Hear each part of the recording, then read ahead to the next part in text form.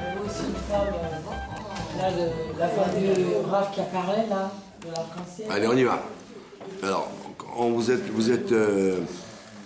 vous êtes au courant que quand qu'on essaye de relier la paracha avec de la halakha.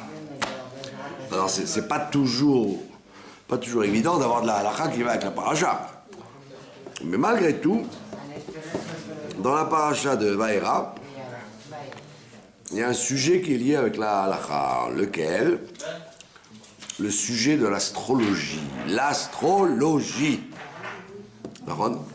On appelle ça en hébreu Anstagninut. Anstagniné Paro, les astrologues de Paro. Alors on va voir quelle est la définition de l'astrologie et dans quelle mesure c'est permis et interdit de s'en servir. D'accord? Alors, à l'origine, l'astrologie, c'est le fait de calculer d'après l'astronomie les voyages des astres dans l'espace, d'accord? Des étoiles, des astres, des planètes, et de voir l'influence que les planètes ou les astres ont sur nous. Donc ça, c'est un phénomène. La preuve, c'est qu'Abraham Avinu était spécialiste de ça. Tous les rois du monde venaient voir Abraham Avinu pour lui demander des conseils astrologiques. Maintenant, les astres et les planètes ont une influence réelle sur les êtres humains, juifs ou goy. C'est-à-dire, d'ailleurs, on voit dans les calendriers juifs traditionnalistes, il y a écrit chaque mois quel est le signe zodiacal. Moi, quand j'étais jeune, je faisais de l'astrologie. Chez les goïms, avec des professeurs goïs, quoi. Et comme par hasard, alors il disait, il faut, si tu veux calculer la vraie influence astrale sur toi, tu dois rajouter tant de jours, etc., par rapport au calendrier grégorien. Quand tu vérifiais, ça correspondait au calendrier juif. C'est-à-dire, nous, on dit, par exemple, Tevet, on est au mois de Tevet, on est le 26 Tevet maintenant. C'est la planète, quel est le mazal, quel est le rente de ce mois-ci? C'est le Capricorne. D'accord? Le Capricorne. Donc, quand vous calculiez pour savoir si c'est du Capricorne ou du Sagittaire un mois avant ou du Verseau un mois après, alors il te faisait des calculs tarabiscotés. En réalité, quand tu prenais le calendrier juif, ça correspondait à la même date. Donc on voit bien que même nous, dans les calendriers, il y a écrit, dans les calendriers traditionnels, quoi, il y a écrit quel mazal on est, dans le mois dans lequel on est. Donc automatiquement, quelqu'un qui naît dans tel mois juif, eh ben, il est lié avec ce mazal. Donc on voit bien qu'à l'origine, l'astrologie, c'est pas quelque chose d'interdit, puisque c'est une chose qu'il faut savoir. Par exemple, si tu es né en Shvat, par exemple, bientôt c'est Shvat, ben, c'est le Verseau, alors on te dira dans les livres que les gens qui sont nés dans le Verseau, ils sont des gens du sacrifice. C'est des gens qui se sacrifient pour leur famille, pour leur mari, pour leurs enfants. C'est des gens qui sont du sacrifice. Automatiquement, les Verseaux, ils se sacrifient. Et ils ne se sacrifient pas dans le drame, comme... au contraire, ils sacrifient dignement. Ils sont contents de ce qu'ils font. Ils s'offrent à la communauté, ou à la famille, ou aux amis. Ils ont un sens de donner aux autres. D'accord? Donc c'est quoi Tébet? Tébet, c'est maintenant. C'est Capricorne. Vous dites c'est sacrifice pour ça. Non, oui, voilà. Tébet, c'est quoi? Le Capricorne, c'est en général des gens très réglo au niveau. Ils ont toujours des petits papiers, ils marquent tout. En général, ils sont employés de bureau, quoi. Les Capricornes, c'est des gens qui sont faits pour être employés de bureau, qui savent vous mettre les archives. Ils sont très casse-pieds là-dessus. C'est-à-dire, si vous leur donnez rendez-vous, ils sont à l'heure, 2 heures avant. Si vous leur dites... D'accord, donc on voit bien qu'il y a des vérités réelles là-dedans. Donc, comme chaque chose, il y a le bon côté et le mauvais côté. Donc l'astrologie en tant que telle, c'est pas un ISO, puisque c'est vrai. C'est vrai que si vous êtes né tel mois, et tel jour, et telle heure, et dans tel pays, vous avez une influence des astres obligatoirement. C'est pour ça que si vous êtes né en Pologne ou en Abidjan, même à la même heure, vous n'aurez pas la même astrologie, puisque c'est pas les mêmes astres. Généralement oui, puisque c'est le même mois, le même jour. Mais comme c'est pas le même endroit, il y a des petites nuances. Donc il faut être, si on veut travailler là-dedans, il faut être très très précis. Donc maintenant, qu'est-ce qui se passe? Les Égyptiens, eux, ils vivaient que de ça. Ils ne croyaient pas dans Havaïe, c'est-à-dire Havaïe, ça veut dire le nom de Dieu, qui signifie quelque chose qui n'a pas de limite, qui ne s'enferme pas dans la moindre définition. Donc lui, Pharaon, il dit à Moshe, moi le Havaïe je connais pas, moi je connais l'astrologie. C'est-à-dire il y a un moment propice pour ça, un moment pas bon pour ça, et on sort pas de ça. Et ils étaient très très très poussés, très très forts. Maintenant, qu'est-ce qu'il y a d'interdit dans l'astrologie? C'est justement de ne pas accepter Shem Havaïe. C'est-à-dire qu'un juif, il n'a pas le droit de croire dans ça, parce qu'en fait, il est comme il a une âme divine, il est lié avec Yudke Vavke. Et donc même s'il est du Capricorne ou du Verseau, il peut, les défauts, les problèmes qu'il y a de ce cadre-là, il ne rentrera pas dedans lui. Par exemple, si vous aviez un célèbre astrologue en France, il s'appelait Francesco Waldner. Il était dans tous les journaux, Marie-Claire, Elle, tous les journaux des dentistes. Alors, eux, c'était carrément de l'idolâtrie. Ça veut dire quoi? Ils vous disaient, le jeudi 7 janvier, à 10h, évitez d'aller acheter du lait, c'est mauvais signe. Ils vous donnaient à chaque heure, chaque jour, qu'est-ce qui est bon, qu'est-ce qui est pas bon. Alors on te dit non, ça toi tu dois pas t'occuper de ça. Si tu es comment on dit, tu fais des mitzvot, tu te conduis au-dessus de la nature des choses, l'astrologie n'aura pas d'influence sur toi, d'accord?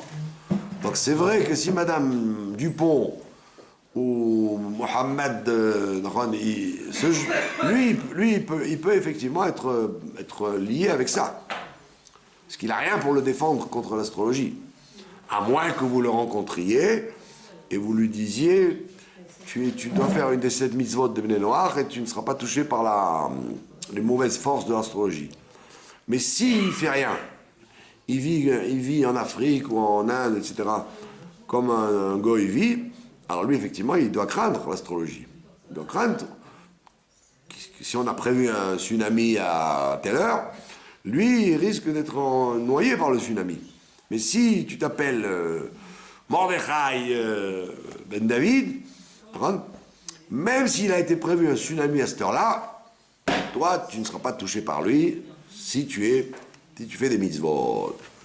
Donc c'était ça toute la discussion entre Moshe et Pharaon. Pharaon, il dit, moi je crois dans l'astrologie, à un niveau très poussé. Donc automatiquement, le Shem Havaïe, ça ne m'intéresse pas. Et c'est vrai. C'est vrai qu'on tenait compte de ça, puisque nous, on est sortis d'Égypte en Nissan.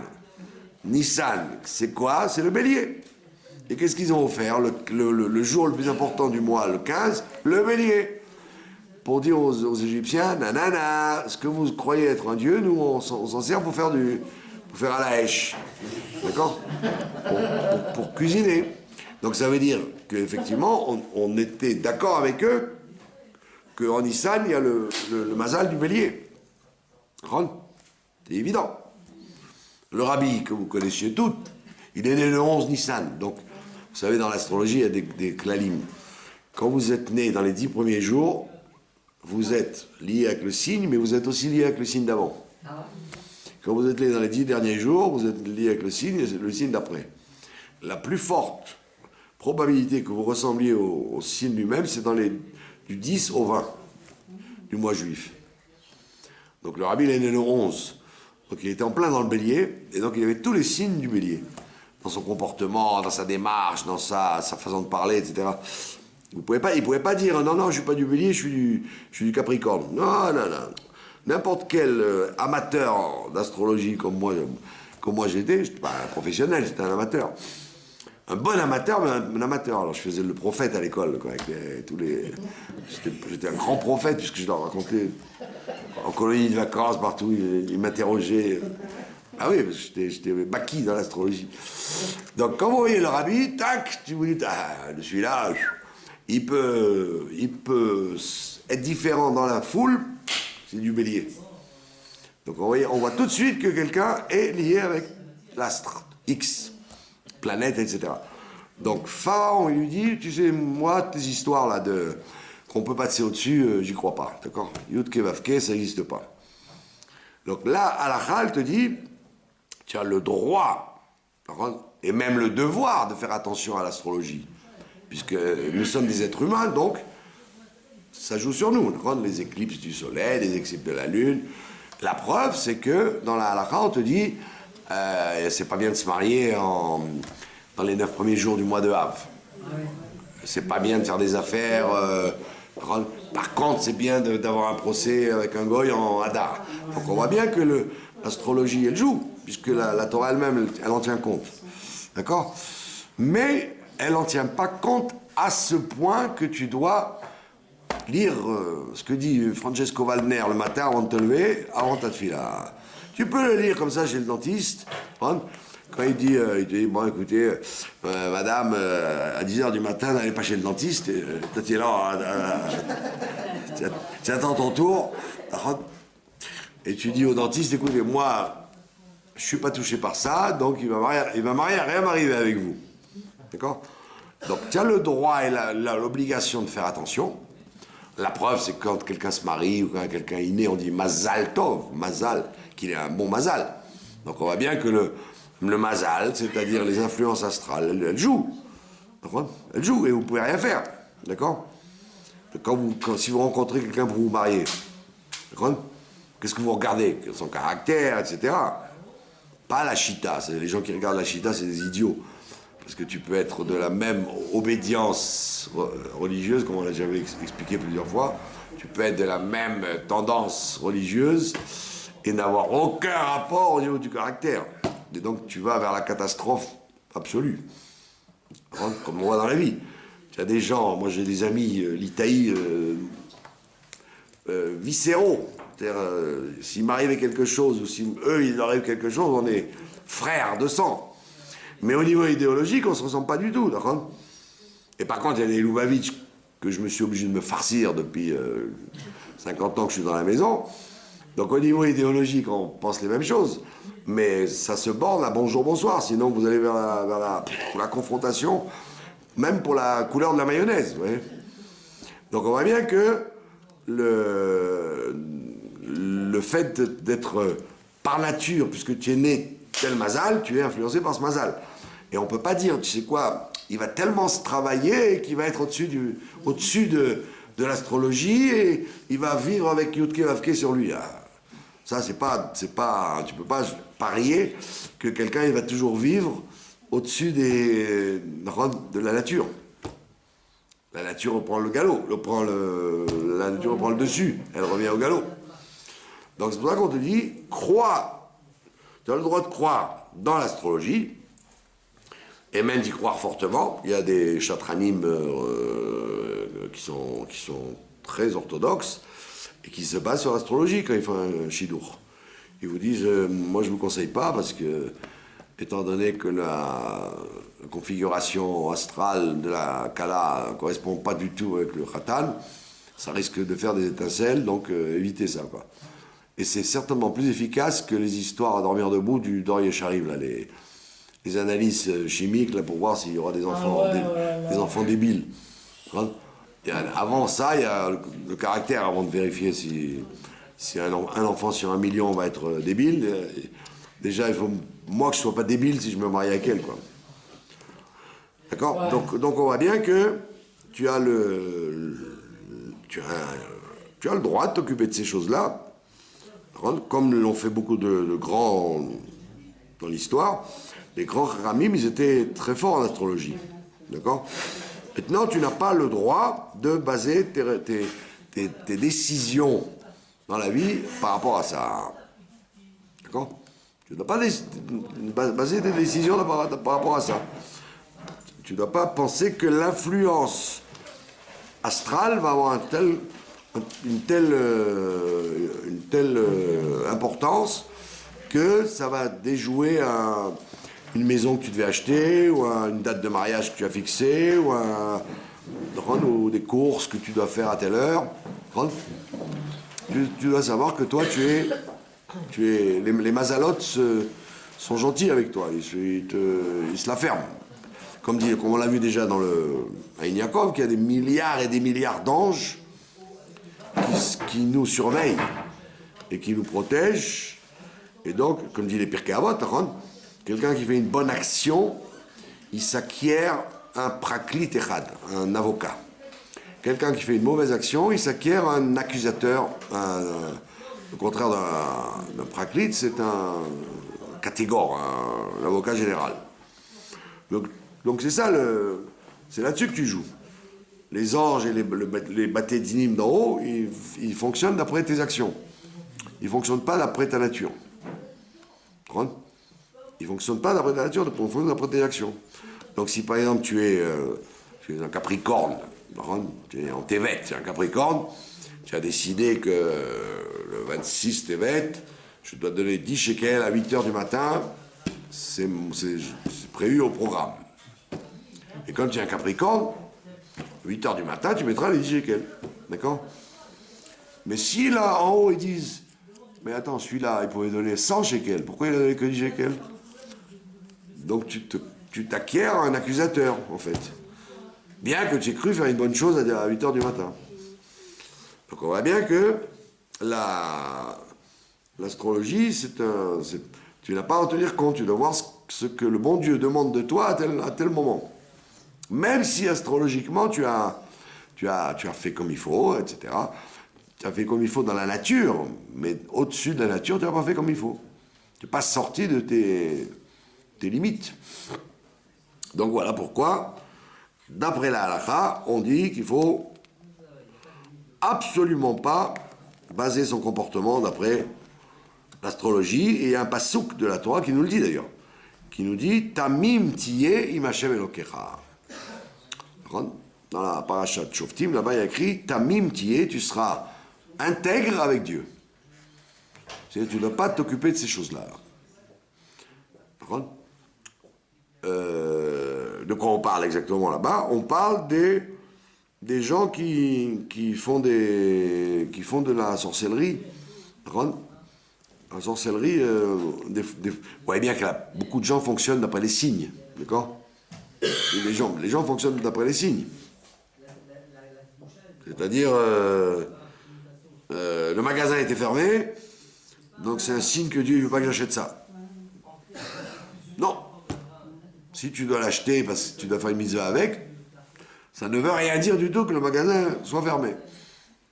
D'accord? Il y a plein de gens qui font ça, qui disent oh là là, non, je me suis levé de mauvais poil, non, il ne faut pas que j'aille au rendez-vous. D'accord? Miyama, qui t'a dit que c'est comme ça que ça doit marcher?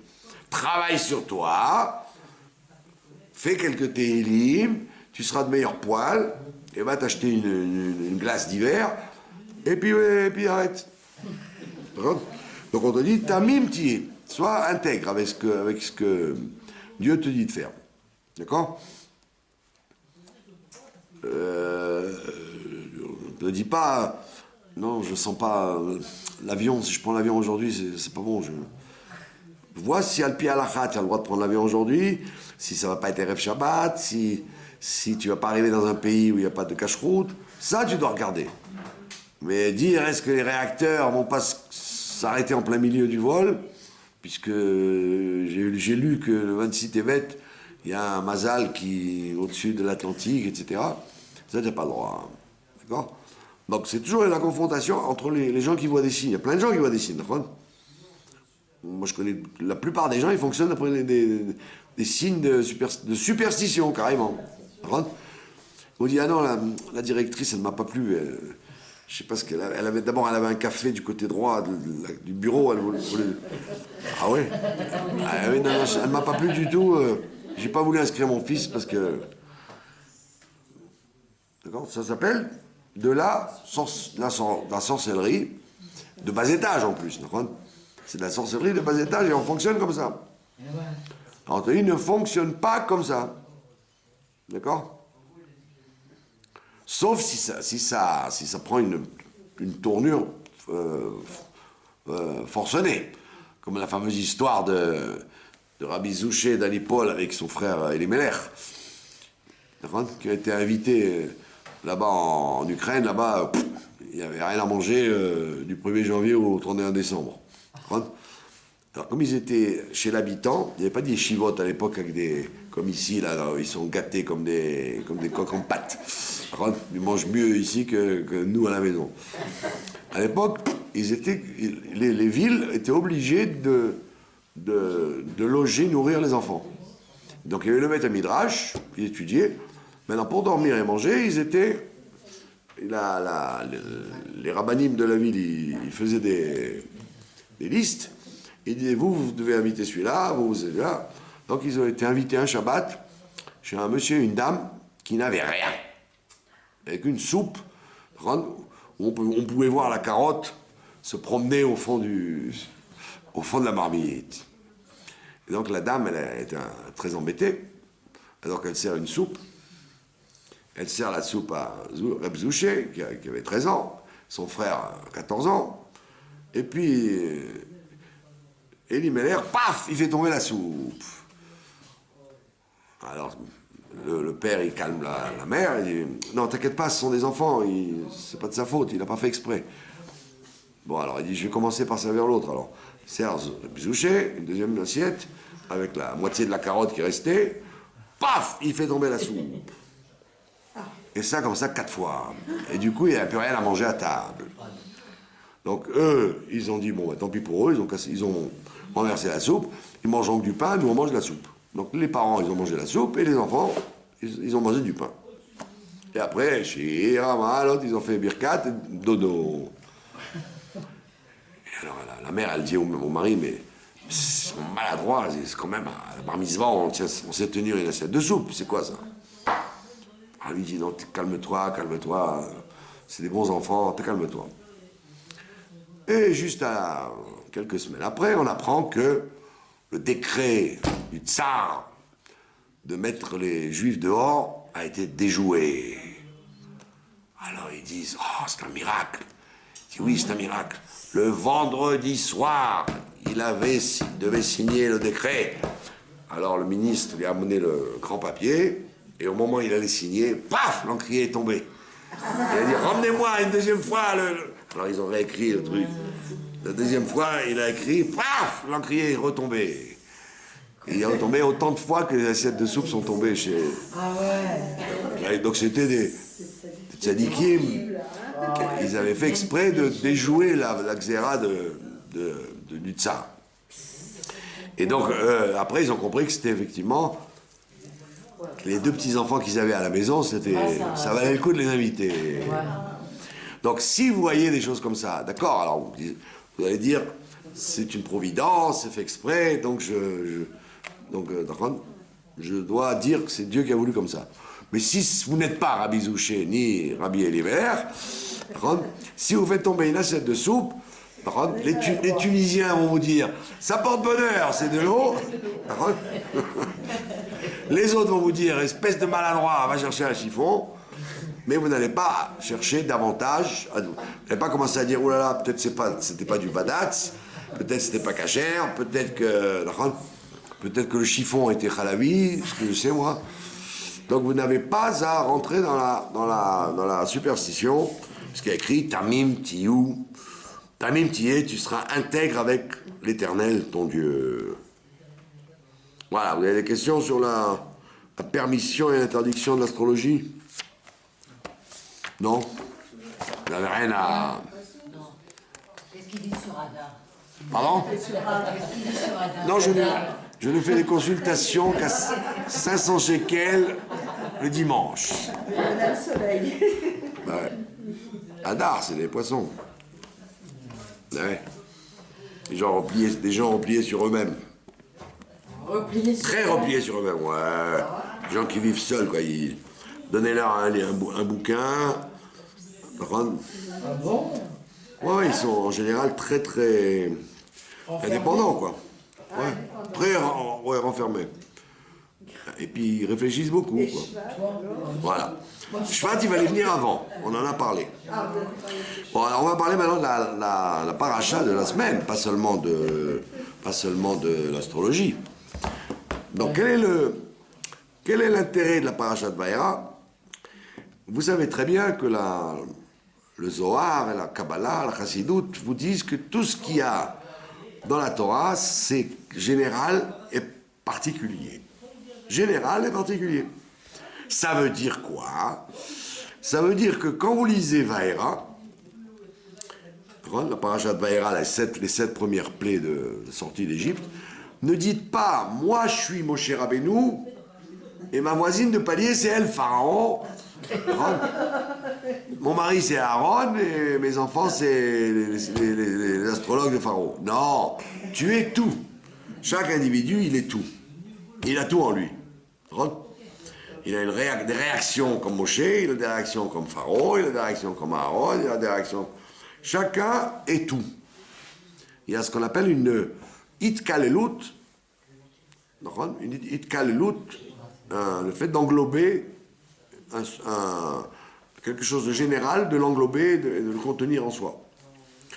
Donc, dans la vie, vous êtes soit Moshe Rabbeinu, et donc vous êtes d'accord pour sortir d'Égypte et pour aider les autres à sortir d'Égypte, etc. Et beaucoup de temps dans la semaine, vous êtes aussi Pharaon. Yul Brynner, c'est vous. C'est amusant parce que dans le film de Yul Brynner c'était un juif. Et celui qui jouait Datan, c'était aussi un juif. Les deux méchants dans le film, c'est des juifs. Et tous les gentils, c'est des goïs. Et les gens, ils croient que c'est des blagues, tout ça, mais... Moi vous savez que je fais les kaddichim pour des gens... Roger Hanna, par exemple. J'ai fait le kaddish pour Roger Hanna jusqu'à samedi. Alors, il y avait des gens qui m'ont dit « qu'est-ce qu'on a à faire que c'est la fin du kaddish de Roger Hanna ?» J'ai dit « là où il est, il avait besoin de kaddish. » Moi, je te le dis. On ne peut pas dire que c'était un grand orthodoxe, le pauvre Roger Hanna. Un acteur bidon, qui était comme c'était le beau-frère de Mitterrand, il a eu des rôles et des trucs. C'était un acteur très nul. Mais... Donc, très bien. Donc ça veut dire que... Ouais. Bon, j'ai arrêté le Kaddish le jour de... C'était Shabbat, j'ai fait le Kiddush pour lui. Alors il y a des gens qui disent « ouais, qu'est-ce qu'on a à faire de Roger Hanna ?» Je lui dis « écoutez mon ami, quand vous serez là où il est, vous serez bien content d'avoir un fils ou un cousin qui dit les Kaddishim et les Mishnayot pour lui. » On ne sait jamais, tout le monde n'a pas le mérite d'un... Donc quand on est vivant, on peut tout faire. Et quand on est de l'autre côté, on a bien besoin... Et alors, pour illustrer cette vérité, Monsieur Charlton Heston, qui jouait le rôle de Moïse dans les 10 commandements, quel jour est-il mort? Vous savez quand il est mort? Il y a 2 ans. Shavuot. Ça veut donc dire que tu as beau dire c'est un film goy, il n'a pas de kippa, quel rapport on a avec ça? Et il a quand même fait bouger beaucoup de juifs dans le monde qui ont vu ce film. Ah ouais. Et la preuve, c'est qu'il est mort à Shavuot. Vous ne pouvez pas nier que sa vie, elle a été de remuer des gens à s'intéresser aux 10 commandements, et il est mort à Shavuot. Le jour où on a reçu les 10 commandements. Donc on ne peut pas dire que c'est du hasard. Donc c'est ce qu'on te dit. Toi, tu... Non, pas du tout. Je vous dis, Yul Brynner, oui, mais Charlton Heston, non. Celui qui joue Moïse, non. Celui qui joue Pharaon, oui. Donc ça veut dire que nous, on est tout là-dedans, nous. Donc quand vous vous réveillez le matin et vous dites, je dois sortir de mes limites, ça suffit d'avoir les mêmes amis, les mêmes ennemis, sors, sois révolutionnaire dans ta vie. Là, tu t'appelles Moshe Rabbeinu, d'accord? Maintenant, les commentateurs, ils disent, les plaies d'Égypte, c'était pour convaincre Pharaon de la Hashgacha pratit. Pharaon, il a dit, moi, je ne crois pas dans la providence. Je crois dans l'astrologie, donc il n'y a pas de providence là-dedans. Il n'y a pas de providence. Or, si vous remarquez bien les plaies, toutes les plaies, c'est des plaies qui sont liées avec la providence. C'est des plaies ciblées. Surtout les dernières, on raconte sur les dernières plaies, sur la plaie de la grêle, par exemple. La plaie de la grêle, elle vient déjà après les grenouilles et le sang, La plaie de la grêle, c'était pas une plaie qui touchait n'importe qui, n'importe comment. Ça touchait chaque Égyptien dès qu'il apparaissait. C'était comme les Havdil, les missiles. Des missiles qui touchaient que les Égyptiens. Et là, tu ne pouvais pas nier que depuis le début, c'était comme ça. Puisqu'il te dit, le verset te dit, la grêle touchera les arbres des champs et la récolte, et le blé, et l'orge, chaque chose. Pourquoi on a besoin de te raconter la grêle, on sait très bien que ça touche tout ce qui est agricole. Non, pour te dire, c'est pas n'importe quel grain de blé que ça va toucher.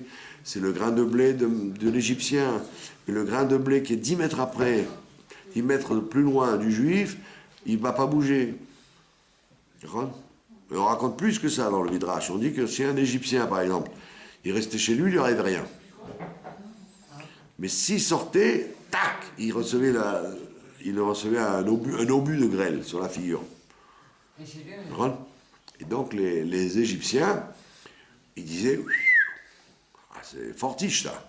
Alors il y avait des gens, des Juifs qui se promenaient dans les champs avec des parapluies, et ils n'avaient rien du tout. Et l'Égyptien, même s'il sortait 1 mètre, tac, et puis il se prenait la grêle dans la figure. Et tout ça, c'était pour enfoncer dans la tête de Pharaon la providence de Dieu à chaque instant. Et donc, toi, quand tu te lèves le matin, tu n'es pas persuadé qu'il y a une providence de Dieu à chaque instant. Puisque si la chassidoute répète tout le temps ça, c'est qu'en vérité, l'homme n'est pas tellement persuadé qu'il y a une providence. Il pense qu'il y a un aspect général. Si j'ai acheté ce pot de mayonnaise, j'aurais pu prendre l'autre aussi. Il dit non, c'est celui-là que tu devais prendre. Dans chaque détail de ta vie, tu as une providence. Donc automatiquement, s'il y a une providence dans chaque détail de ta vie, tu n'as pas le droit de t'inquiéter. Et tu n'as pas le droit d'être triste. Puisque en fonction de ce que tu fais, il y aura une providence. Donc si tu es méritant, la providence est à ton service, à ton bénéfice. Si tu n'es pas méritant, parce que tu as manqué de croyance, ou tu n'as pas fait la mitzvah qu'il fallait au moment, alors la providence, elle se retire de toi, pouf, elle laisse place à une providence désagréable. Ce qu'on appelle en français le hasard.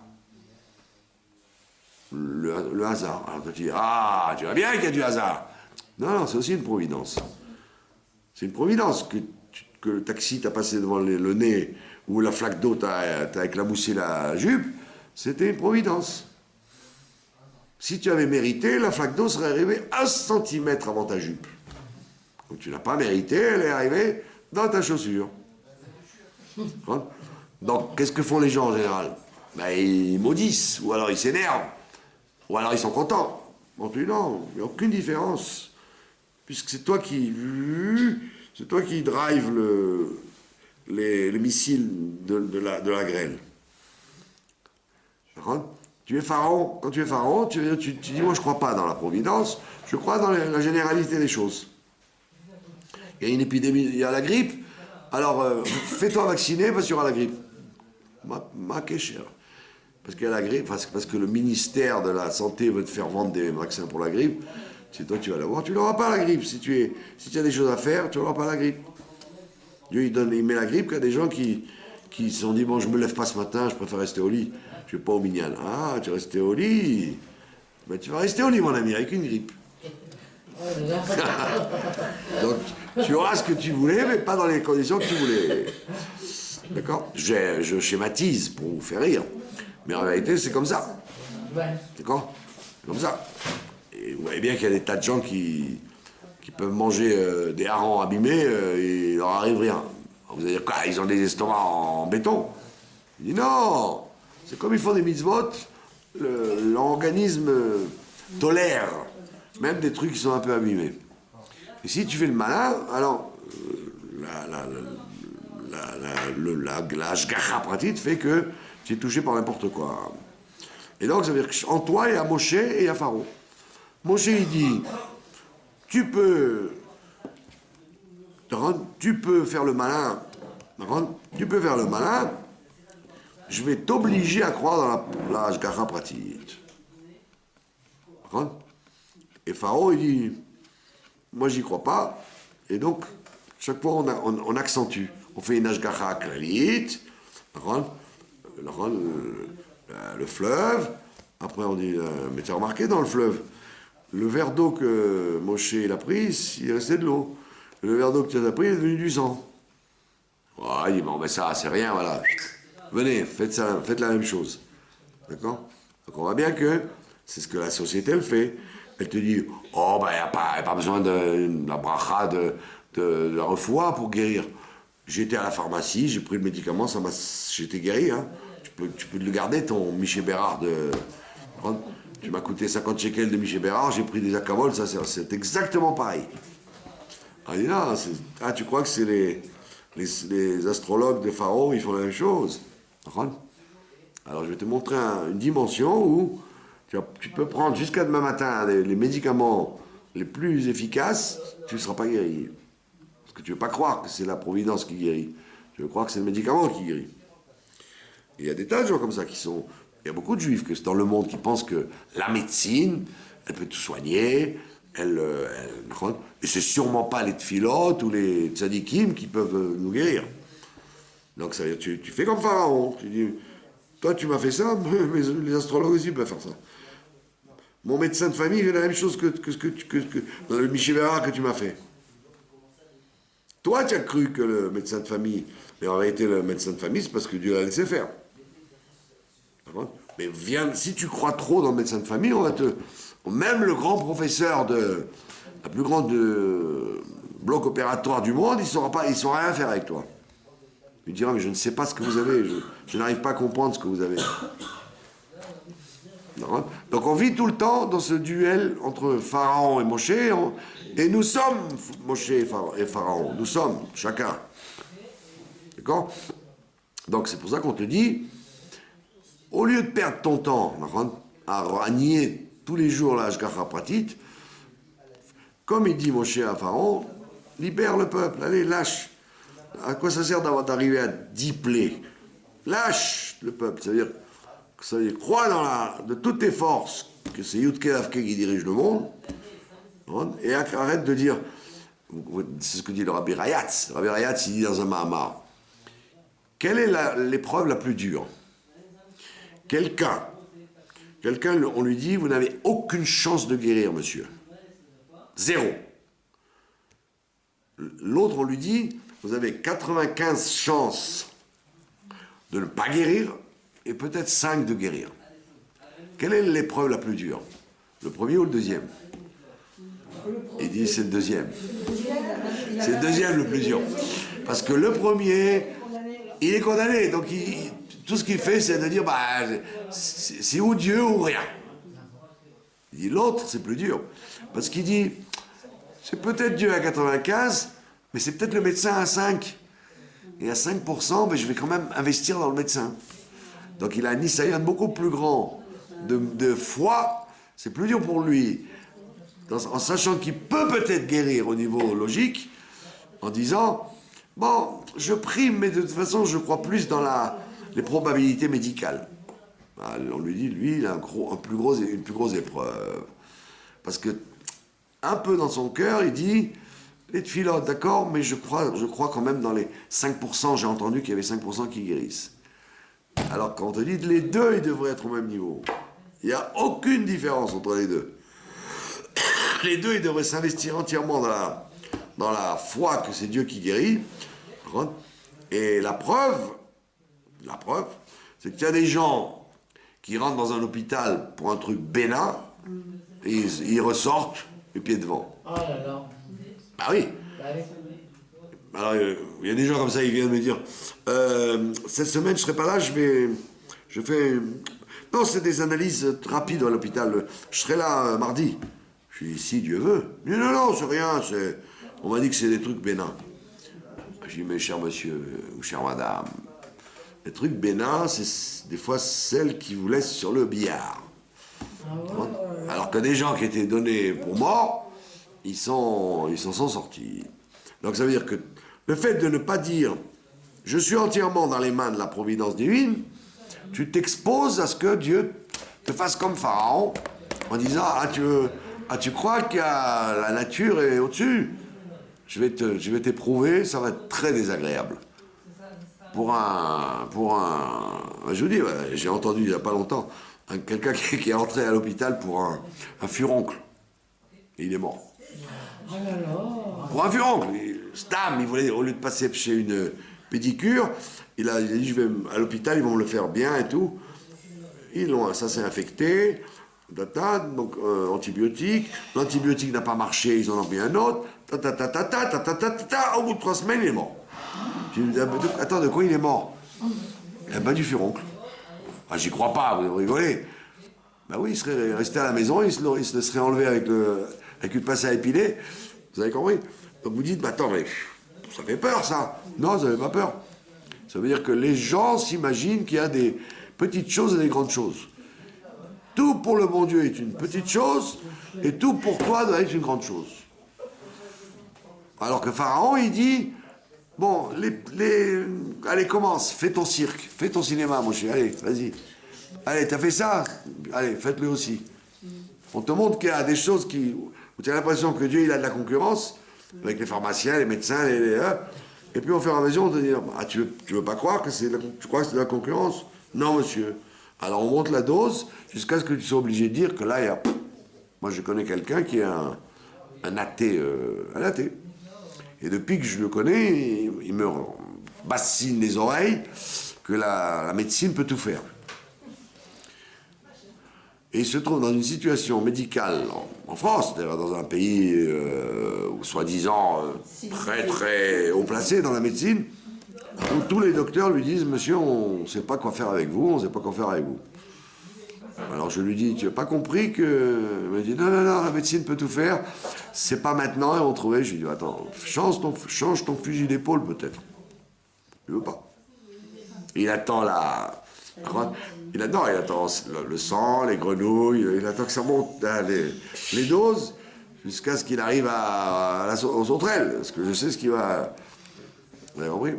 Donc on est tous Pharaon et on est tous Moshe. Et donc chacun doit se dire quand il se réveille le matin, attention, tu dois être Moshe, tu ne dois pas être Pharaon. Et tu as l'air de Moshe quand on te regarde à la glace, mais en vérité, tu es Pharaon. Ne te déguise pas en Moshe, tu es Pharaon. D'accord? C'est quoi Pharaon? Pharaon. Je vous dis Pharaon en français. Pharaon, ça veut dire la nuque de Dieu. Ça veut dire tourner le dos. Tourner le dos à la Elokut. Tourner le dos à la Elokut, ça veut dire... C'est vrai, le judaïsme, c'est très bien.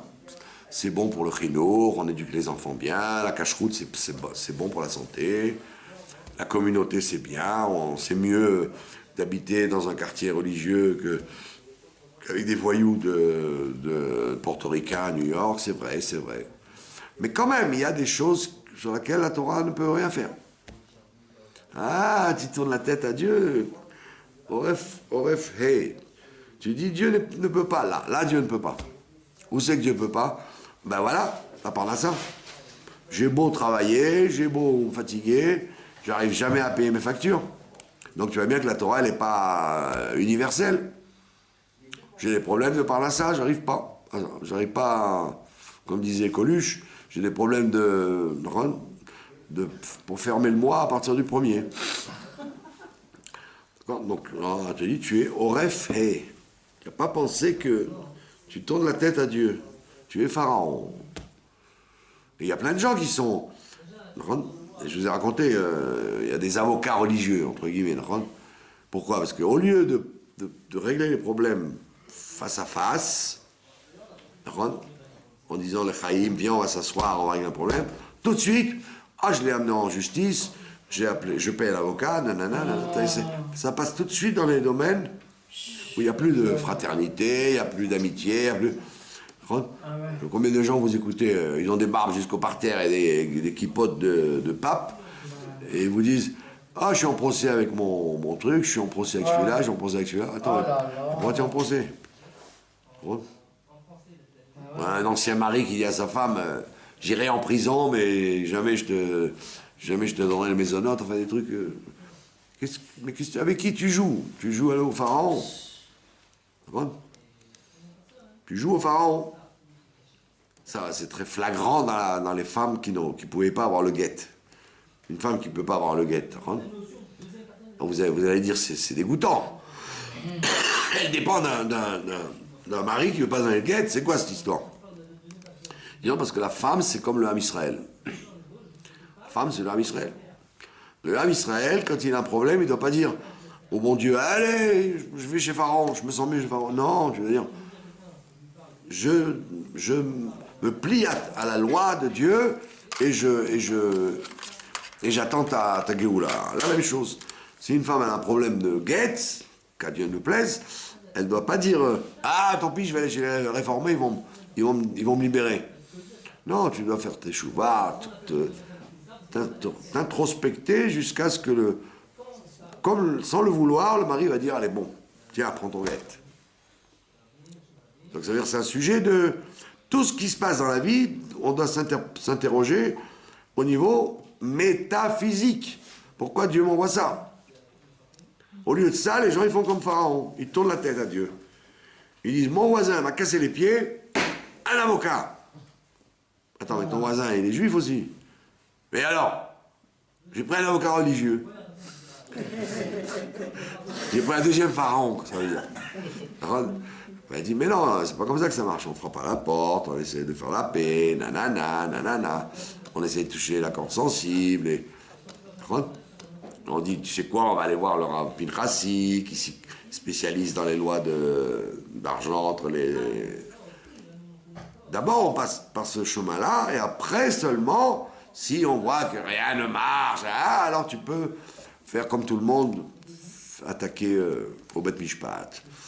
Mais les gens ne font pas comme ça. Tout de suite, toc, ils sautent au premier schlaf. Tac. Que ce soit dans les écoles, la Macolette, là, d'accord? Puis la Macolette, il t'a vendu une mayonnaise qui est tournée. Je vais te casser la baraque, tu vas voir. Attends, mais ça va, ça arrive. Il peut y avoir... ouais, la mayonnaise, c'était périmé. C'est toi qui es périmé. Tu vis encore avec des trucs de pharaon. Donc c'est pour ça qu'on te dit, quand tu te lèves le matin, décide d'être comme Moshe Rabbeinu, sortir de Mitzrayim, sors des limites, pense que les choses vont se passer comme elles doivent se passer, bien, etc. Et qu'il n'y aura pas d'embûche. Sinon, tu t'exposes à avoir les 7 macotes, jusqu'à ce que Dieu jusqu'à ce que tu comprennes. Comme il disait Stenzhals, il racontait une histoire, je vais les raconter. Il y avait ici à Jérusalem, il a fait une soirée, et il y avait un juif de Russie. Un juif de Russie, et qui a raconté qu'il était communiste à fond. À fond, à fond. Et puis, comme tous les bons communistes, il s'est fait embarquer en Sibérie. Parce qu'il n'était pas assez communiste par rapport au... Et il était en Sibérie, là-bas il a rencontré un juif religieux et qui lui a parlé de tchouva. Il a dit, écoute, arrête d'être communiste, arrête ces ch'touillottes, commence à faire Shabbat. Non, et non, et non, et non, et non, et chaque année on lui renouvelait son emprisonnement. Il y a jusqu'à tel point que c'est devenu intolérable. On l'avait mis dans une cabane où il n'y avait ni chauffage. À -20, il n'y avait pas de chauffage, pas de lumière. Il y avait une petite soupe comme ça. C'était insupportable. À la fin, il a craqué. Il a dit Shema Israël, Hashem Elokeinu, Hashem Echad. Et comme par hasard, il a été libéré. Et il s'est retrouvé chez Stenzhals dans une fête. Et il a raconté son histoire. Et il a dit ouais, c'est pas shoot. Le bon Dieu, il veut que les gens ils reviennent à lui. C'est pas la Sibérie et le hasard. Non, c'est le bon Dieu qui dirige tout. Dans chaque détail. Il a voulu qu'il fasse teshuva. Il n'a pas voulu. Alors, tu n'as pas voulu faire teshuva. Alors, je monte le volume un petit peu. Donc, Sibérie, c'est pas mal pour faire teshuva. Toi, tu n'as pas compris, alors ça devient plus dur. Jusqu'à ce que tu dises, comme Pharaon, allez servir Dieu, Yudke Vavke, dans le désert, et je jette l'éponge. Et toute la vie, elle est comme ça. Toute la vie, elle est entre une bagarre entre le Moshe qui est en toi et le Pharaon qui est en toi. Quand on voit ça, on dit « Oh, il est bête ce Pharaon, il n'a pas compris qu'à la fin, il va les libérer. Pourquoi il dit pas oui tout de suite ?» Mais tu fais la même chose tous les jours, toi. Tu fais la même chose. Il a beau t'arriver des épreuves, tu continues à dire « Non, c'est pas l'Ashgara Pratit, c'est pas Dieu qui se mêle, c'est le système de l'État d'Israël ou de la truc, ou de la... Parce que je sais, moi, la sécurité sociale en France. Mais tu n'as rien compris. Tout ça, ce sont des petits envoyés de Dieu, de Yudke Vavke. Au-dessus de l'astrologie, au-dessus de la nature, au-dessus des... Donc, dès que tu as le moindre truc, réflexe, mon cher Rabbeinu. Réflexe, mon cher Rabbeinu, je suis là pour sortir de mes limites et de m'attacher à Dieu en permanence. Vous voyez bien que mon cher Rabbeinu, il est exceptionnel. Même chez Pharaon, il prophétise. Il est toujours branché avec Dieu. Il n'est pas obligé de s'isoler. Dieu lui parle devant Pharaon. C'est extraordinaire. Mais Pharaon, il n'admet pas ça. Il ne comprend pas. Il croit que c'est un sorcier. Et pourtant, Pharaon, il n'était pas en extase, Moshe. Il n'était pas en extase comme les autres prophètes, qui tombaient à la renverse et tout. Non, il restait normal, et Dieu lui parlait, et il disait à Aaron, voilà ce qu'il faut lui dire. Dis-lui en égyptien ce qu'il faut lui dire. Mais l'autre, il croit que c'est quoi? C'est un sorcier. Il ne comprend pas qu'il est branché en ligne directe avec Dieu. Donc toi aussi, tu es branché en ligne directe avec Dieu tous les jours. Dieu te parle à chaque instant, il te prophétise, voilà, fais ça, et tu vas voir ce qu'il va y avoir. Fais ça, voilà, je te donne le plan. Et toi, tu emmènes ton pharaon à l'intérieur, tu dis, mais non, on peut faire autrement, mais non, pourquoi passer par ce chemin-là, je peux passer par un autre, je suis plus intelligent que Moshe. Et donc, on voit bien que la sortie d'Égypte individuelle, elle passe par la compréhension de la paracha. Et il ne faut pas être bête. Il ne faut pas se dire, moi je ne suis pas Pharaon, je suis Moshe. Tu es Pharaon et tu dois travailler là-dessus pour ne pas tourner la tête à Dieu dans tout ce qui t'arrive. Quand il y a quelqu'un de désagréable que tu rencontres, tu as l'impression qu'il n'a rien à voir avec Dieu. Mais oui, c'est le messager de Dieu. On t'a envoyé un messager. Ah non, non, celui-là, il a une sale tête. Il n'a rien à voir. C'est pas un messager de Dieu, celui-là. Tu réagis comme Pharaon. C'est le messager de Dieu. Et la preuve, c'est que si tu l'entrevois autrement, il va avoir une bonne tête. Celui qui n'était pas beau, il va être beau. D'accord? Pas comme dans les films de cow-boy. Le méchant, il a la tête du méchant, et le gentil, il a la tête du gentil. Non, la vie, elle n'est pas comme ça. Même celui qui a une sale tronche, si tu fais tchouva, il aura une bonne tête. Et l'inverse, si toi, tu avais quelqu'un extraordinaire, il a tourné de caractère parce que toi, tu as changé. Donc on voit bien que pourquoi l'insistance de la Kabbalah, de la Chassidut, du Zohar, etc., nous expliquer que la Torah, elle est générale et elle est particulière. Et que tout ce qui se passe dans la Torah, c'est en vérité comment toi tu réagis, comment tu es. Donc il ne faut pas attendre d'avoir des plaies sur soi, il faut tout de suite sortir d'Égypte, tout de suite, c'est pas de l'orgueil, c'est de l'intelligence de dire à Dieu, tu as raison, comme il dit Pharaon après, Hachem ou à Tzadik, et moi je suis un rachat, dis la vérité tout de suite. Je suis à côté de la plaque, je fais pas ce qu'il faut, et si ça va pas, c'est que je n'écoute pas le Shulchan Aruch. Dès que je commencerai à écouter ce que la Torah me demande, le monde va changer. Voilà, donc c'est pas chaud ce que je vous dis. Et c'est pourtant notre épreuve quotidienne. Voilà, et quand il y aura la Géoula, on verra effectivement comment on se verra, on dira, oh, on dira, tu te rends compte, j'ai été attaqué par les grenouilles, par le sang. On réalisera les processus qu'on a lus. Parce que chaque année, on reverra les mêmes choses qu'on a vécues. Le temps ne va pas s'effacer quand Mashiach viendra. Au contraire, le temps va reprendre une autre couleur, une autre dimension. Voilà. Je vous remercie de votre attention. Merci. Et voilà.